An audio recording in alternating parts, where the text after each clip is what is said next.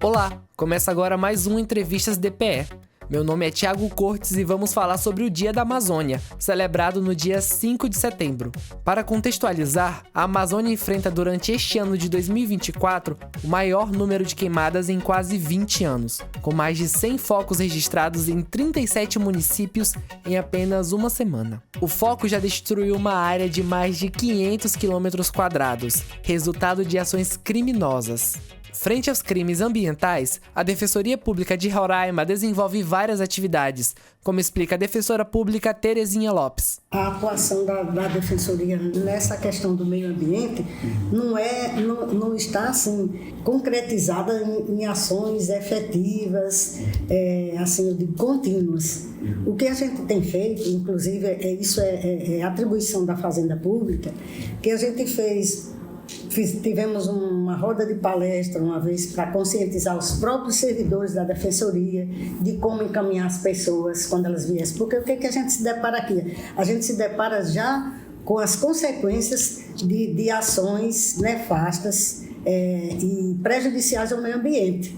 E as pessoas nos procuram justamente quando elas estão sofrendo punições por essas ações, quando elas, por exemplo, elas constroem perto do igarapé, quando elas tocam fogo, porque isso é uma prática já, acho que é até cultural, de se tocar fogo em plantações, assim, em mato ao redor, ao invés de capinar, se toca fogo.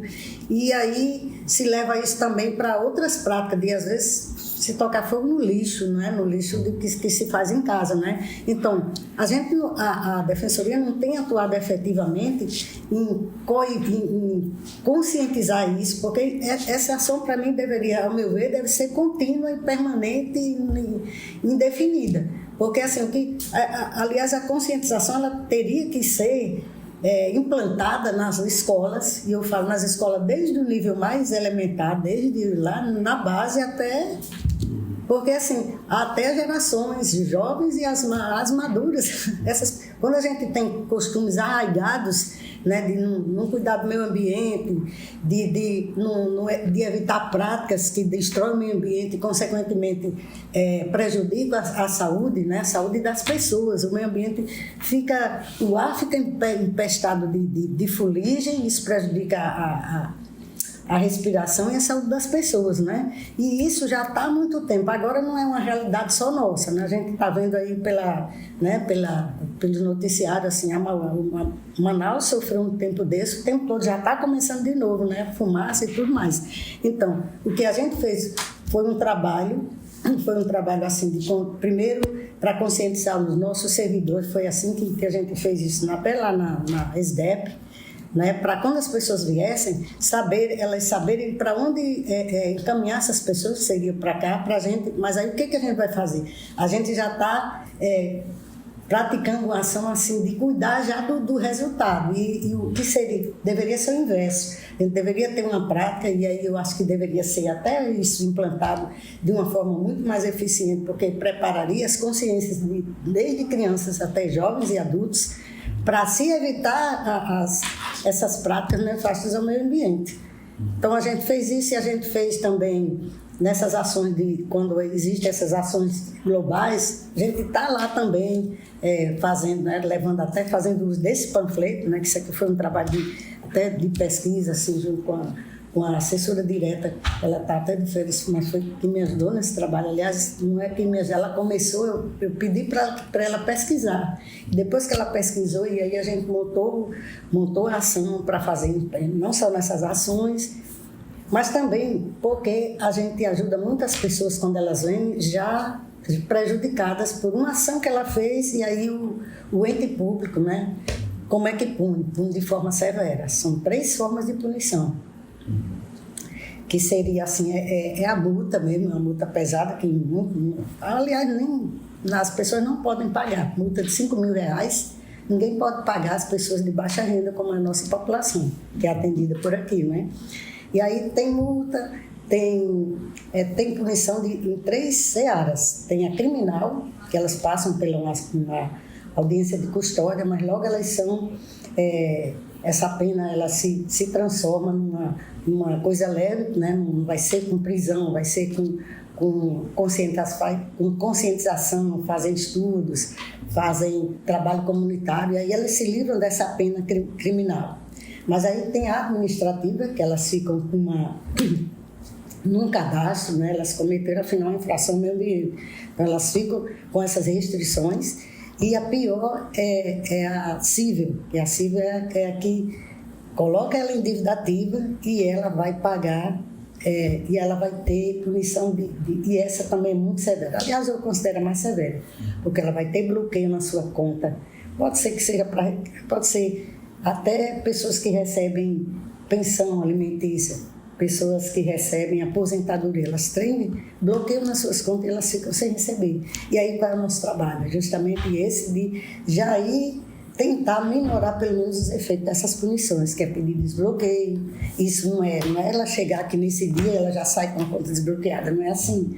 Porque existem umas ações que a gente precisa fazer. Ela precisa trazer comprovantes que realmente comprovem, né? Qualquer comprovante é extrato de conta mostrando que aquele dinheiro, qual a origem daquele dinheiro? A origem daquele dinheiro é justamente da sua mantença. É uma pensão que recebe, é um auxílio do governo, que tem muitos auxílios, e essas contas são essas que são bloqueadas.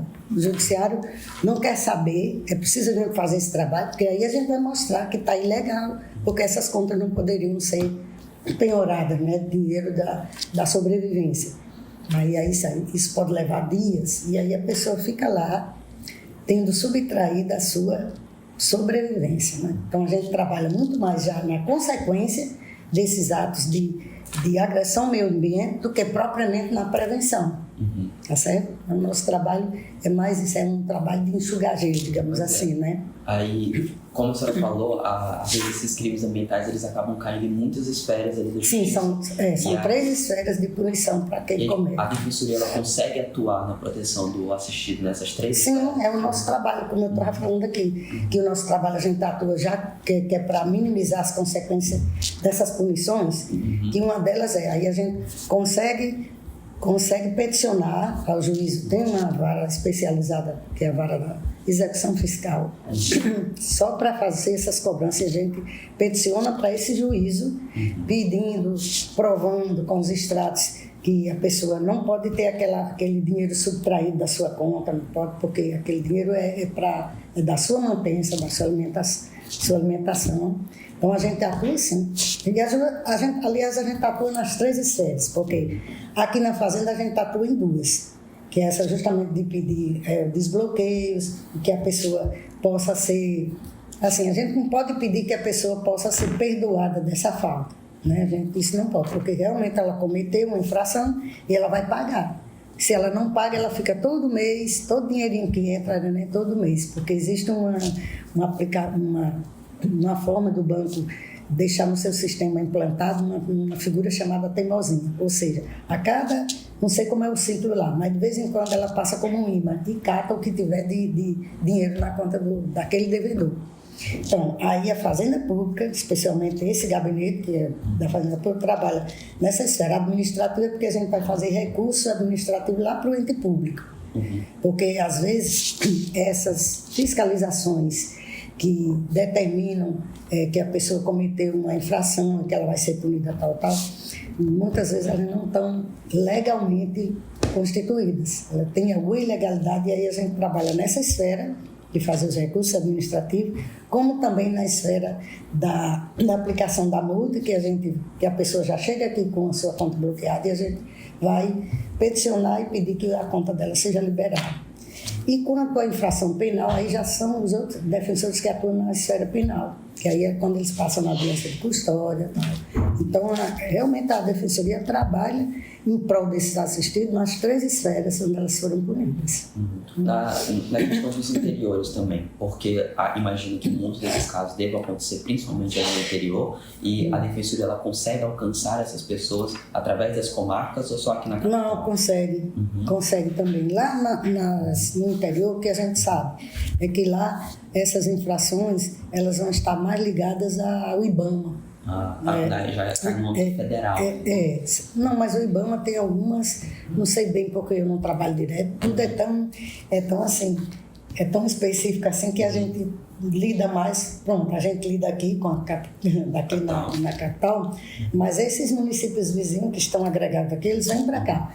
Mas nesses interiores, onde tem defensor, tem sim assistência nesse âmbito. Eu também queria deixar aqui que a gente deixe um pouco claro para as pessoas que estão ouvindo que tipo de infrações às vezes são essas, porque às vezes são coisas que, como a senhora já explicou, são normalizadas, de tacar fogo ali no mar. Não é normalizada, são culturais. Veja, porque quando a gente fala de norma, isso implica dizer que seriam já legais, tem assim o poder público e as leis já não param. Não é isso que eu quis dizer. Eu quis falar que é uma prática cultural, porque as pessoas, isso vem, costumes e culturas, assim, vem de como é que se faz. Eu, inclusive, conversando com eles, eu não estou lembrando do termo correto. É como se fosse eira. Eles falam assim, eles separam, por exemplo, eles querem limpar uma área aqui para plantar, fazer a sua cultura de o que seja, arroz, feijão, o que for. E aí, para limpar aqueles matos ao redor, o que é que eles fazem? Eles delimitam... Raceiro. Eles delimitam aqui o quanto eles podem queimar, fazendo assim, acho que é cavando mesmo, né? Faz como se fosse seria uma pseudo-proteção, porque muitas vezes não protege, principalmente quando está em época seca e que tem muito vento. Porque o fogo que está aqui, queimando esse mato aqui ao redor, o vento leva e toca fogo aqui na plantação, nas cercas, e aí vai danificar pega até animais, né? Então, eu falei de prática cultural, não normatizadas, né? Prática cultural, porque cultura é práticas que se passam de geração em geração, dos avós, tataravós, avós, até chegar nas gerações presentes. Por isso que eu falo que seria tão importante ser matéria obrigatória, a conscientização para o meio ambiente. Agora, você falou quais são, né? Essa foi a pergunta. Normalmente mais fogo mesmo e construções em áreas de preservação ambiental, que são à beira de lagos, né, de igarapés, onde não se poderia, mas assim, aí existem leis que delimitam até quantos metros poderia haver construção. Só que as pessoas não sabem quantos metros elas chegam, tem necessidade, né, apesar de nós termos um estado assim tão, ainda com muitas terras, mas existem muitas pessoas com problema de habitação. Então elas chegam e constroem inicialmente um barraquinho mesmo, só para, né, já para, digamos assim, para materializar a posse. Depois, com o tempo, elas vão melhorando. Enquanto não chega alguém da fiscalização ambiental para dizer que está irregular, elas vão construindo, vão se arrumando por ali, digamos assim, para construir sua moradia. Né? Esse pessoal da fiscalização ambiental que a senhora tocou, a senhora pode explicar também o que é essa fiscalização ambiental? Sim. Essa fiscalização são pessoas ligadas. Pronto. Em relação a... Deixa eu citar até aqui, porque às vezes a gente... Em relação ao Estado, é a FEMAR, né? O município, eu não sei qual é o ente público. Não, a EMU é mais... a EMU não só transporte, a regularização também, porque a EMU é responsável por regularizar o que é construção de um modo geral. E antes de você construir, você passa para saber, porque às vezes você pode ter um terreno assim, pertinho aqui do Rio Branco. Aí você pode construir, primeiro você vai ter essa fiscalização, você inicia um processo de regularização por lá. Certo? Então, mais com isso, tem transporte, mas construção também. E a cargo da União seria o IBAMA. Sim, mas existe também, eu falei só de questões de meio ambiente, de terra, de queimadas ou de construção. Mas tem também a questão da apreensão dos animais selvagens também, né? Isso também são seres que estão dentro do meio ambiente, né? Que tem que ter esse respeito e esse cuidado, né, isso é de todos nós, né? Não é só só o ente público que tem a obrigação de fiscalizar sim, mas de preservar e de não cometer certas práticas que agridem o meio ambiente e prejudicam a qualidade de vida é de todos nós, né? Mas essa conscientização ainda está longe de atingir muita gente, né? Agora, para finalizar, tem alguma pergunta, Tiago? Sim, quando a gente conversou com a assessora jurídica, aqui ao lado, elas falaram que primeiro vai o fiscal, notifica, e quando a pessoa ela sabe desse processo, já tem que pagar multa, já está em estado bem avançado. É porque quando eu falei aí nessas, depois quando escutar vocês vão ver, é que elas não veem isso, porque eu falei, a multa tem em 3 esferas, né? Administrativa, penal e civil. Assim, qual era a conduta correta para elas terem imediatamente uma assistência e provavelmente não acontecer de serem punidas? Seria ver imediatamente. Sim. Mas os fiscais, eles não fazem isso, porque, a não ser, as pessoas às vezes também nem sempre falam a verdade. O certo seria, o fiscal chegou, aplicou a multa, ele poderia dizer para a pessoa, porque normalmente são pessoas simples e sem poder aquisitivo, né? E às vezes até semi-analfabetas. Isso, aí poderia dizer, agora que a senhora ou o senhor foi multado, vá na defensoria saber como é que a senhora pode ser orientada e pode se livrar das consequências desse ato, porque aí a gente agiria nas 3 esferas. Aqui é logo em 2. Aqui seria o recurso administrativo para mostrar que aquela infração ela está ilegal, porque ela não foi feito isso, aquilo e tal. Tem uma série de coisinhas que a gente pode apontar e fazer o quê? Extinguir aquela multa. A segunda ela nem sempre é aplicada imediatamente, que é a questão que eu lhe falei, de eles colocarem a pessoa em dívida ativa, escrevem em dívida ativa, que é CDA, né? Certidão de dívida ativa, e depois o Estado cobra. O Estado ou o município cobra, aí vem a questão do bloqueio na conta. Então, esses 2 tipos de punições, civil e administrativa, seria a cargo aqui da Fazenda Pública. E a criminal é a cargo dos defensores que atuam na área criminal, né? Mas então, elas não vêm, elas só vêm porque vocês já ouviram falar, qual é a pior punição? É aquela que mexe no bolso, né? É aquela que priva a gente de algum recurso. E é nesse momento que eles vêm. Aí, dependendo do tempo, que aí a gente vai ver pelo documento que elas trazem, né, da infração, a gente vai ver se ainda cabe uma defesa civil, ou melhor, uma defesa administrativa, e às vezes já passou. Mesmo assim, a gente procura ver se o ato está de acordo com o que manda a lei, com os fundamentos da lei, para ver se não tem alguma coisa que a gente possa impugnar. E a segunda que é essa que eu falo, que ele só vem nesse momento, porque o dinheiro já não está podendo tirar sacar o seu dinheiro que está lá na conta, assim, não é só conta corrente, poupança também, que até 40 salários mínimos também não poderia ser penhorado esse valor, né? E pronto, é dessa forma, né? Elas não vêm normalmente assim que acontece, só vem quando já está nas últimas, como diz, agora chegaram e tomaram o meu dinheiro, assim que eles falam, tomaram o meu dinheiro. Mas assim, desde que aquele dinheiro que foi penhorado, que foi bloqueado, tenha origem ou em salário, ou em pensão, ou auxílio do governo, ou até mesmo seja oriundo de poupança, não pode ser penhorado. Aí tem sim como a gente atender prontamente, desde que também elas possam providenciar a documentação que a gente pede, que normalmente é o quê? É no banco. E a gente pede que o banco mande, mas quer saber um banco que dá trabalho, que é bom que seja esclarecido? São essas, não tem agora nas contas que você abre fácil no banco, não sei o que. Esses dá trabalho, porque nem sempre vem o extrato do jeito que a gente quer, direitinho aí, esse dá trabalho. Que se você pode tirar um extrato de uma conta, se você tirar aqui, vamos pegar um bancos oficiais mesmo, Caixa Econômica, Banco do Brasil, Itaú, você tem um extrato para você saber qual a origem do dinheiro, você tem que pegar desde lá como a gente diria nos nossos estudos, do cabeçalho, do capta, né? Que está dizendo lá, Banco do Brasil, aí fala correntista, fulano de tal. Não, às vezes eles tiram só aqui, só o pedacinho. Não adianta tirar só o pedacinho dizendo que é aquele valor ali, bloqueio judicial, aí está lá o valor. Não, porque o que a gente precisa são essas informações desde cima. É como você tirar um documento, por exemplo, você vai tirar um comprovante, você vai mandar uma cópia de um documento, para qualquer coisa, concurso principalmente, você vai mandar o seu registro da carteira de trabalho, né? Carteira de trabalho.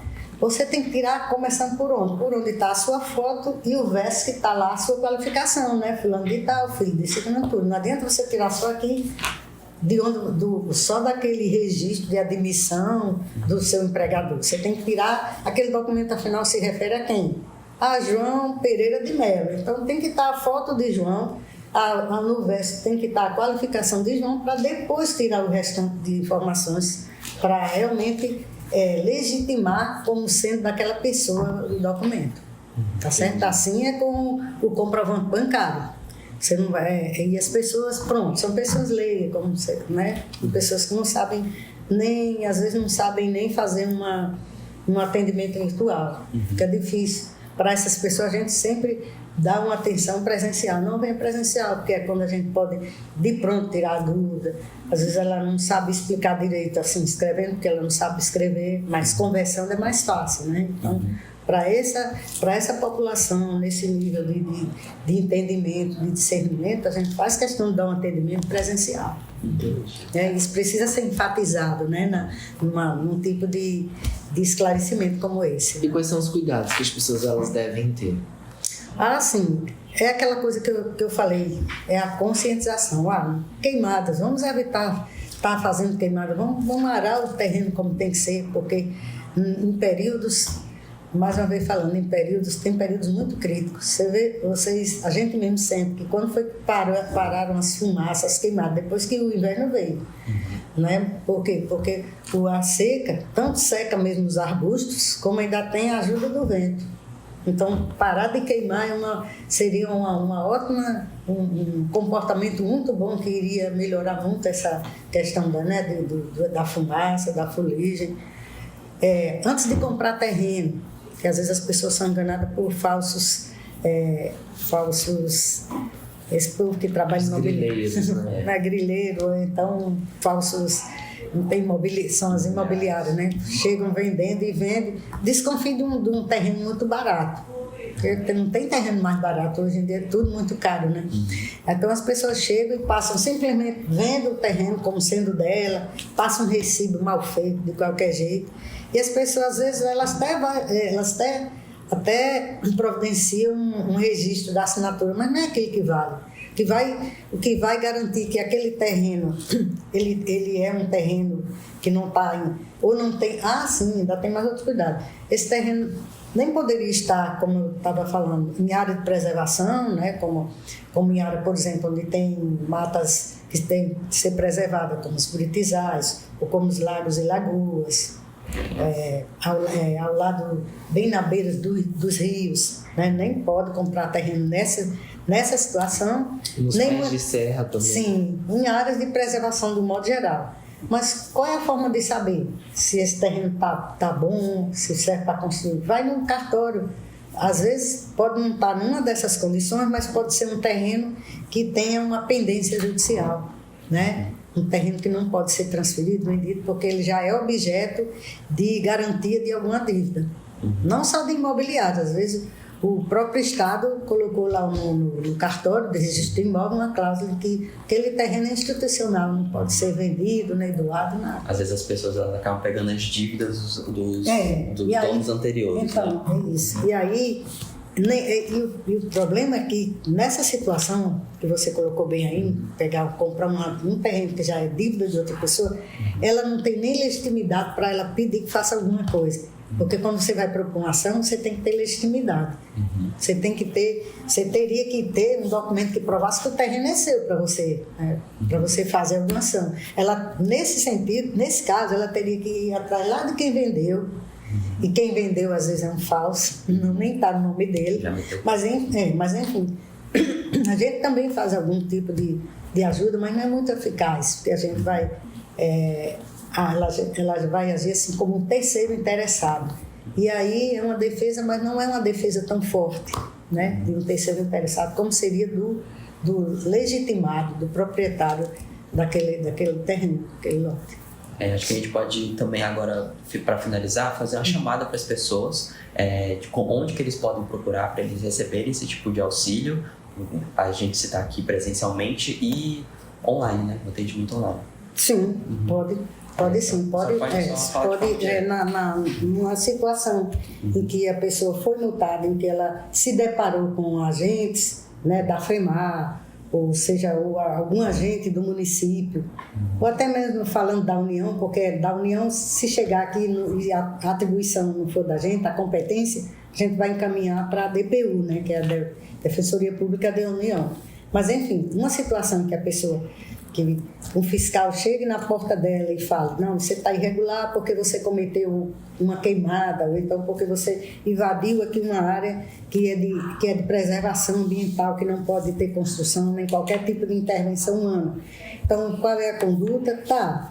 Ela vai receber o auto de notificação, ela vai até assinar, mas ela imediatamente vem à Defensoria Pública da estadual, e que é localizada aqui na Avenida Sebastião Diniz, 1165, bairro Centro aqui, né?